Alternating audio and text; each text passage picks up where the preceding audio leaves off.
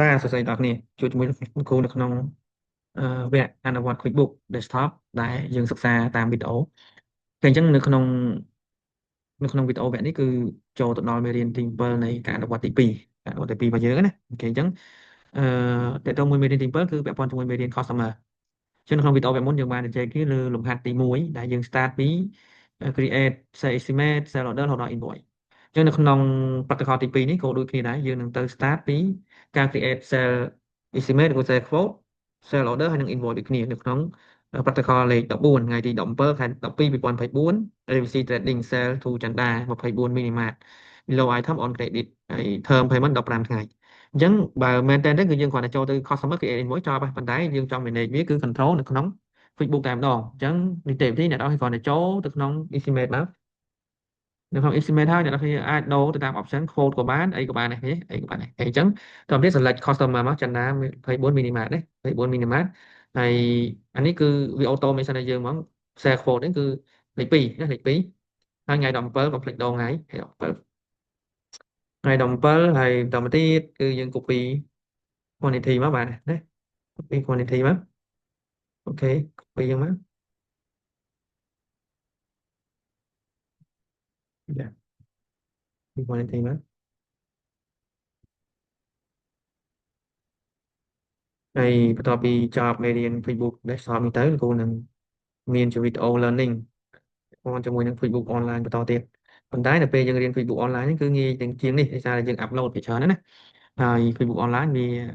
ងាយស្រួលក្នុងការប្រើប្រាស់ដែរដោយសារយើងប្រើលើ cloud អញ្ចឹងណាប្រើលើ cloud ទេអញ្ចឹងបន្តមកទៀតអ្នកនរគឺ copy quantity មក quantity ទី150ណាខ្ញុំគ្រូដាក់តម្លៃដូចគ្នាកុំឲ្យបាក់ដូរប៉ុន្តែក្នុងការអនុវត្តជាក់ស្ដែងគឺយើងដាក់តាមជាក់ស្ដែងទៅលក់ប្រមាណអីប្រមាណដាក់ប៉ុណ្ណឹងអញ្ចឹងណាអូខេហើយឡើយនេះគឺ message មកហើយយើងដាក់មក sell code to ចិនដា24មីនី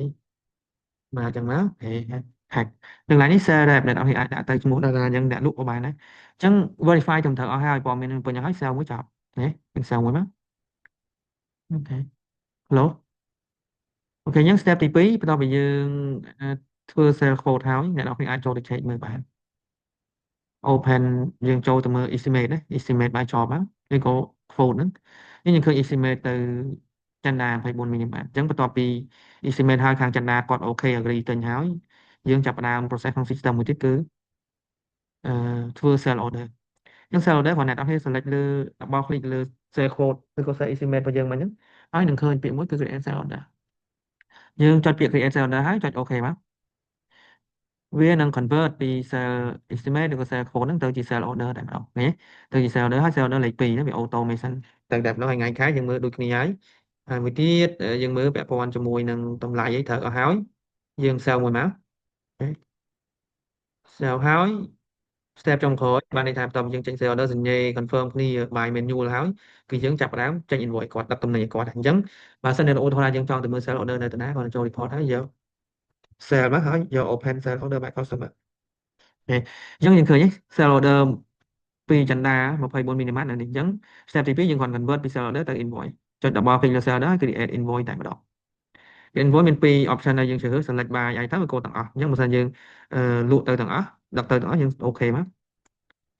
អញ្ចឹងនៅពេលអូខេយើងយកពាក្យនេះមួយមកវានឹង load ឲ្យហើយនៅពេលអូខេវាទៅជា invoice